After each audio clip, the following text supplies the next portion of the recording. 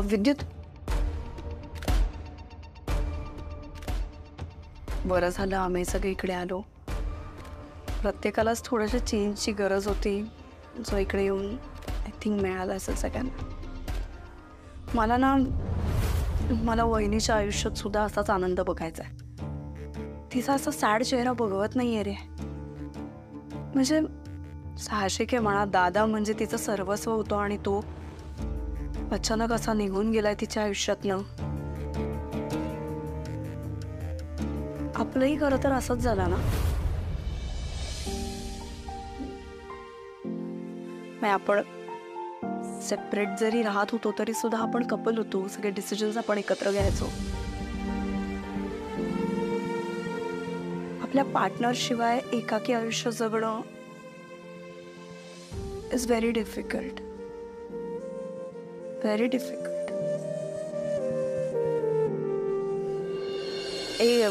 किती वर्षांनी मी दिवाळीकडे आली आहे ना, आणि नुसतीच दिवाळी नाही, पाडवा आहे आज.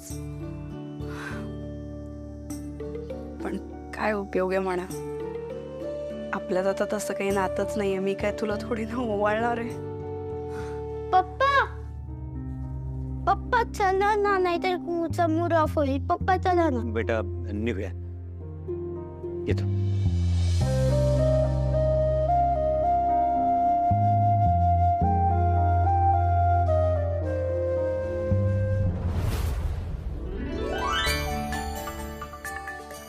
अहो, ही हाक ऐकायला कान आसुसले होते माझे. आज पाडवा आहे. हे मंगळसूत्र माझ्या गळ्यात घाल.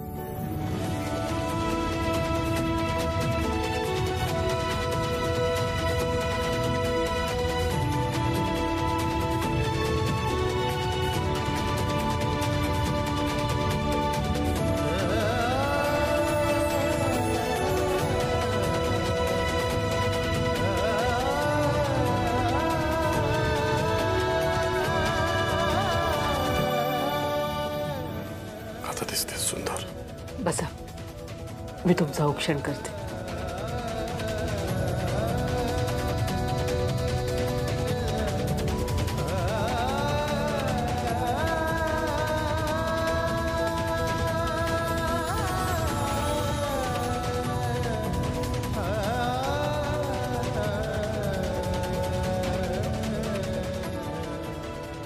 आज खऱ्या अर्थाने माझा पाडवा सेलिब्रेट झाला.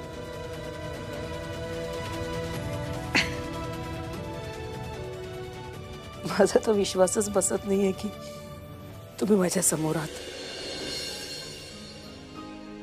मी ऍक्च्युली तुला एक पाडव्याचं गिफ्ट द्यायला हवं, म्हणजे तुला विश्वास बसला असता की मी खरोखरच तुझ्या समोर आहे. तुम्ही माझ्या कपाळाला कुंकू लावलंय ना, हेच माझ्यासाठी पाडव्याचं मोठं गिफ्ट आहे. तो तुझा हक्क आहे, पण खरंच पाडव्याच्या दिवशी असं रिकामी हाती तुझ्या समोर यायला नको होतं. दुर्दैव आहे माझं की आज मी तुला काही देऊ शकणार नाही. माझ्याकडे काहीच नाही. मी मागेन ते द्याल तुम्ही मला? आणि मी नाही देऊ शकलो तर? मला वचन द्या, यापुढे तुम्ही माझ्यापासून कधीही लांब जाणार नाही.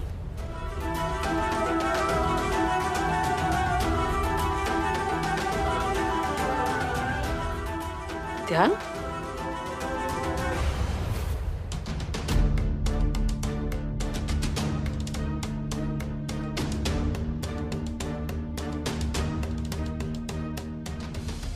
ते गुंड गप्प बसले म्हणून एक बरं झालं बाई. अहो, आपल्यासारख्यांना या अशा वातावरणाची सवय नसते. हे सगळं पहिल्यांदा कळलं तेव्हा मला किती धडकी भरली माहितीये. हो, पण तो प्रश्न तेवढ्या पुरता सुटलाय. तर पुढे कसं होणार आहे? सगळे इन्शुरन्सचे पैसे तर केकेच्या घशात गेले. पुढचे हप्ते द्यायचे आहेत, घरखर्च कसा चालायचा, मुलींची शिक्षण कशी व्हायची आहेत. नाही ते बरोबर आहे, पण आशूचं पार्लर चालूच आहे ना. आणि शिल्पी, तुझा आधीचा जॉब चांगला होता, म्हणजे तो जॉब जर तू कंटिन्यू केलास तर तेवढाच हातभार लागेल ना. नाही, जॉब बिब काही करणार नाहीये मी आता. मी फक्त माझ्या बिझनेसवरती लक्ष देणार. बिझनेस ग्रो करणं हे एकमेव टार्गेट आहे आता माझा. बिझनेस? तुझा बिझनेस? अश्विनी ब्युटी प्रोडक्ट्सचा बिझनेस. वहिनीचं तसंही काही लक्ष नाहीये बिझनेसमध्ये, त्यामुळे मला आता सिंगल हँडेडली हे सगळं सांभाळावं लागणार आहे. आणि ऑनेस्टली या सगळ्या सिनॅरिओमध्ये तिचं त्यावर लक्ष असणं हे अपेक्षित पण नाहीये म्हणा. सो इट्स ओके, मी करीन मॅनेज. बरं वहिनी कुठे आहे? अजून कशी काय नाही आली?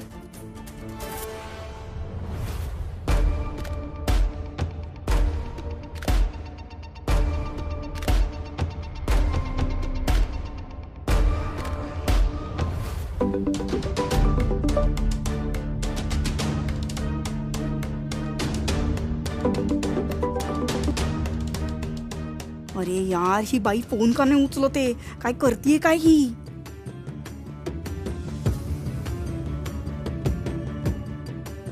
आई, मी जरा जाऊन बघून येते वहिनी का नाही आली. तिला घेऊनच येते मी.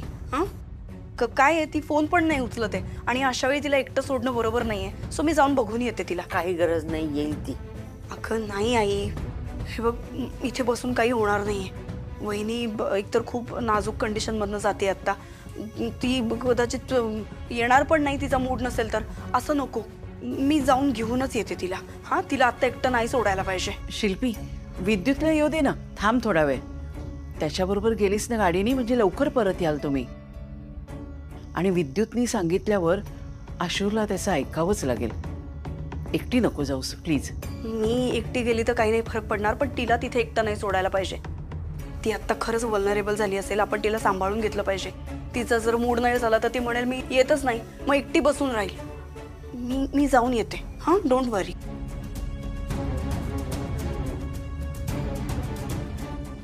आणि विद्युतला आणि मुलांना काही सांगू नका, उगाच कोणाला टेन्शन नको द्यायला.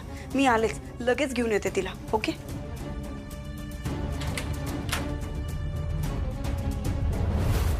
अश्विनी, उघडू का डोळे आता? अश्विनी, उघडा.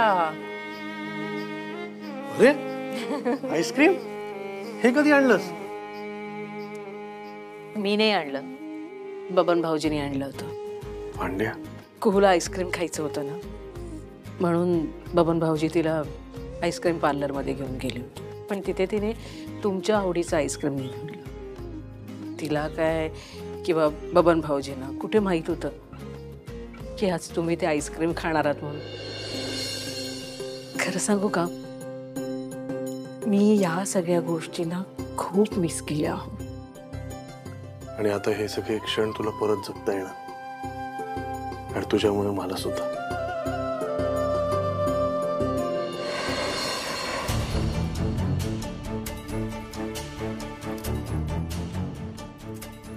रिक्षा, रिक्षा, रिक्षा. काय यार, एकही ऑटो मिळत नाहीये इथे. शी.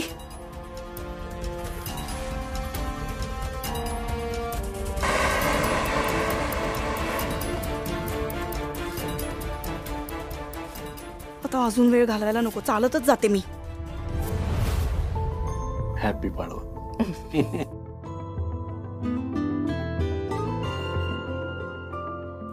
मला वाटलं की यंदाचा माझा पाडवा इमॅजिन पण नाही करू शकत तुम्ही सगळ्यांनी कसे दिवस काढले असतील. अश्विनी, खूप रडली का ग? नाही, उलट दोघीही खूप समजुतीने वागले. माझी खूप काळजी घेतली. तुम्हाला माहिती, मयू तर माझी काळजी म्हणजे एका लहान मुलीची कशी घेतो ना काळजी, तशी घेत होती. आणि कुहूने कोणता हट्टच केला नाही. मलाच ऍक्सेप्ट करायला कठीण जात होतं की तुम्ही नाही आहात. आणि मला सारखं असं वाटत होतं की तुम्ही आहात, तुम्ही येणार आहात. आणि बघा, तुम्ही आलात ना. या सगळ्या गोष्टींमध्ये मी देवाला पण खूप काही काय बोलले. बरं, मला सांगा, तुम्ही ऍक्सिडेंटमधनं कसे वाचलात? तुझ्या पुण्याईमुळे आणि देवाची साथ. मी जंगलात पडलेलो होतो. एक माणूस होता तिकडे जंगलात, त्याला मी सापडलो.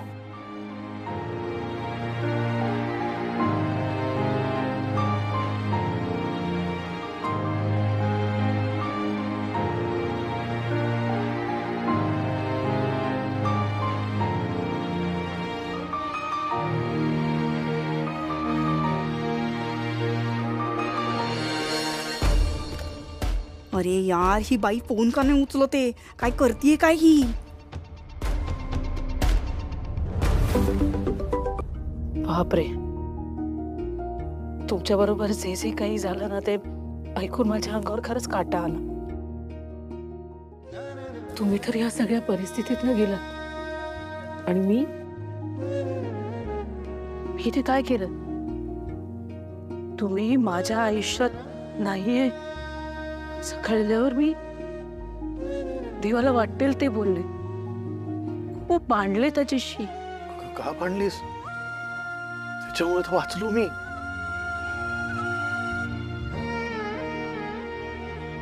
मला त्याची माफी मागायला हवी.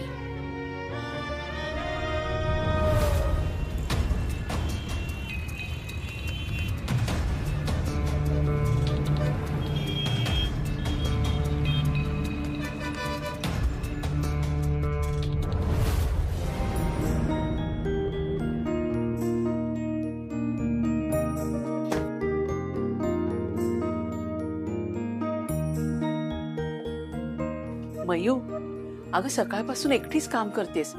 चल बाजू हो, आता कांदा मी चिरते. हो बाजू. आजी, तू एक दिवस आराम कर. आणि तसंही सगळं झालंय, आपण कांदा लिंबू खायच्या वेळी चिरायला घेऊ. हा, मामा बर. आला का? नाही आला का अजून? मग मामा येईपर्यंत आपण टीव्ही बघूया.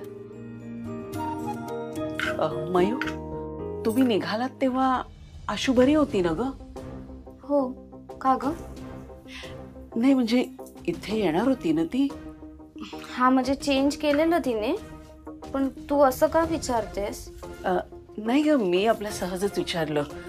मी आलेच. हा हा.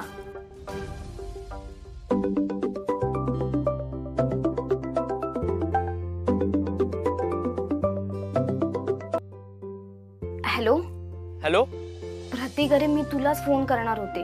तुला सांगितलेलं ना की निघाल्यावर फोन कर म्हणून. काळजी वाटत होती रे मला तुझी. बरं, तू लवकरात लवकर घराच्या खाली आहे ना. खाली? प्रतीक, मी आमच्या घरी नाहीये, मी विद्युत मामाकडे आले. हा मला माहिती आहे मयुरी, म्हणून बोलतोय लवकरात लवकर खाली आहे ना. तुला कसं माहिती? मयुरी, मला तुला काहीतरी खूप महत्वाचं सांगायचंय ग. तू लवकर ये बघू. बरं, येते मी. याला कसं कळलं मी इथे आले? आता काय सांगून खाली जाऊ? देवा, खरंच मला माफ कर. कोणत्या तोंडाने माफी मागू हेही कळत नाहीये मला. तू यांना नेलास म्हणून मी नको नको ते बोलले तुला. दगड बनायलाही मी कमी केलं नाही. पण हेच म्हणाले की तू याला सुखरूप परत आणलंस. खरंच थँक्स.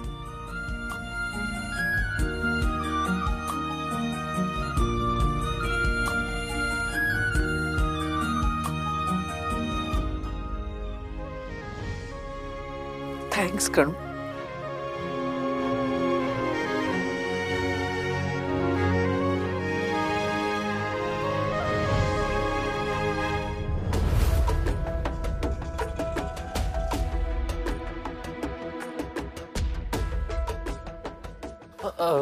मयुरी, मला तुझ्याशी जरा महत्वाचं बोलायचं होतं. बोल ना मग पटकन. मयुरी, आज पाडवा आहे ना, मला तुला जेन्युइनली काहीतरी द्यायचंय. काय म्हणजे? आई, तू ना प्लीज माझं न चिडता एकदा ऐकून घे. मयुरी, मला ना तू जेन्युइनली खूप आवडतेस. म्हणजे कसं आहे ना, माझे तुझ्यावरचे फिलिंग्स कधीच चेंज झाले नाहीत. मला तेव्हाही तू आवडायचीस आणि आत्ताही तू आवडतेस. त्यामुळे ना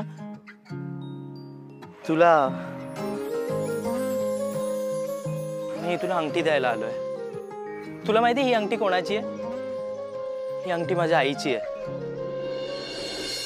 आणि मला माझ्या आईने ही अंगठी असं बोलून दिली होती की ही अंगठी तू तुझ्या होणाऱ्या बायकोला दे, आणि म्हणून आज पाडव्याच्या मुहूर्तावर मी ही अंगठी तुला द्यायला आलोय.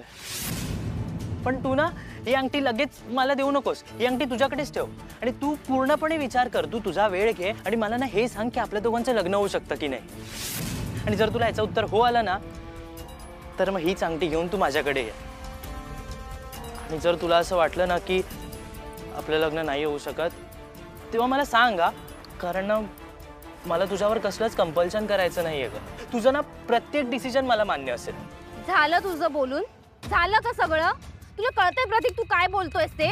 माझ्या काय सिच्युएशन आहे, माझ्या घरात काय चालू आहे? माझे बाबा गेलेत प्रतीक, माहिती आहे ना तुला, तरी पण तू हे सगळं असं करतोयस. अगं मयुरी आज पाडवा आहे ना म्हणून मी आलेलो. पाडवा आहे ते काय झालं? शट अप प्रतीक, शट अप.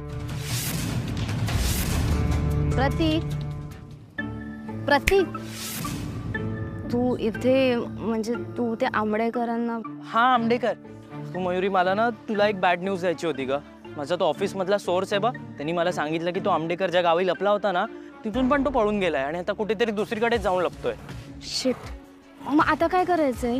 तर काय आपल्याला परत सगळं शून्यापासून स्टार्ट करावं लागेल. बट डोंट वरी हा. हे बघ मी त्या आंबडेकरला शोधून काढेन. तू टेन्शन नको घेऊस. हो रे, म्हणजे तो आंबडेकर एकच चांगला सोर्स आहे आपल्यासाठी बाबांना निर्दोष सिद्ध करायचं असेल तर. पण ऐक ना, तू असं कुठे जाऊ नकोस रे, मला टेन्शन येतं. मग काय म्हणाली आता? तुला माझं टेन्शन येतं? म्हणजे ते जाऊ दे, तू सांग की तू हे एवढंच आंबडेकरांचंच बोलायला आलेलास का की? हा, बाकी तेच ते आंबडेकर. मला जसं आंबडेकर बद्दल समजलं ना मयुरी, मी खरंच खूप पॅनिक झालो आणि मग सरळ तुझ्याकडे. किती वेळा सांगतोयस? बाकीचं काही बोलू का? बाकी तुझ्या घरचे कसे आहेत सगळे? बरे. हा, मला काही जर कळालं ना तर मी तुला आधी फोन लावेन. ठीक आहे, जातो मग मी. हो चालेल, बाय. ए पण हा, तू तुझा फोन तुझ्या जवळच ठेवशील ना, म्हणजे मी तुला कॉल वगैरे केला तर? हो जवळच असेल. जवळच असेल ना? ठीक आहे, मग जातो मग.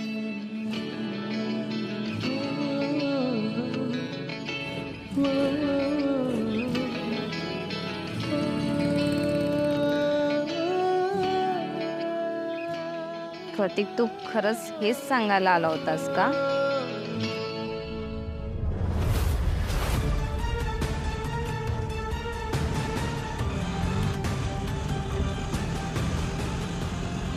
Keep the change. 20 रुपये बाकी आहेत. 20 रुपये बाकी आहेत. Keep the change.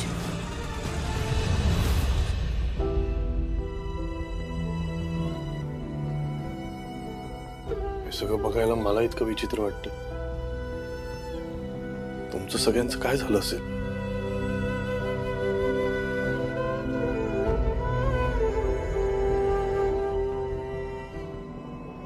खरं सांगू का, सगळ्यात जास्त ना मीच खचले होते. पण घरच्या सगळ्यांनी मला सांभाळलं. मयू तर माझी आई झाली होती. कुशीत घेऊन झोपायची. खरंच हो, आपल्या मुली खूप समजूतदार आहेत, खूप मॅच्युअर्ड आहेत. कल्पना आहे मला, पण आपण किती लकी आहोत. अशी फॅमिली, अशा मुली आजकाल कुठे मिळतात? त्या नसत्या तर माझं काय झालं असतं ते जाणे. तुम्ही आणि मुली सोडून माझं दुसरं कोणतं विश्वच नाहीये. तुमच्याशिवाय जगणं खरंच अशक्य आहे माझ्यासाठी. मला हे सगळं चांगलंच माहित होतं. तुला एकदा तरी भेटायचं होतं मला.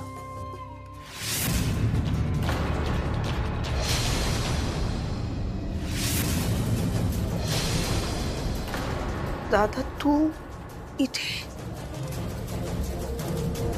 शिल्पी, तुला पण यांना बघून धक्का बसलाय ना? यांना बघितल्यावर ना माझी ही अवस्था तशीच झाली होती. मी सगळ्यांना सांगत होते की नाही हे येणार आहेत. माझं मन मला सांगत होतं हे येणार आहेत. शिल्पी, अगं तुझा दादा आलाय बघ ना.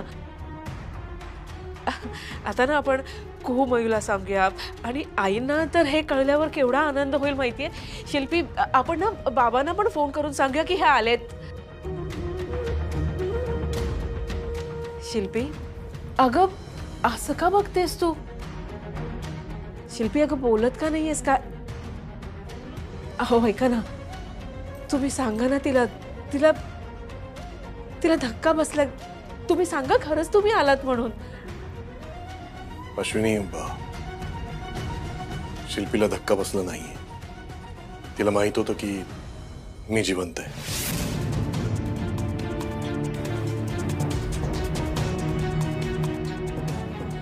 शिल्पी, तुला खरंच माहित होतं हे जिवंत आहेत?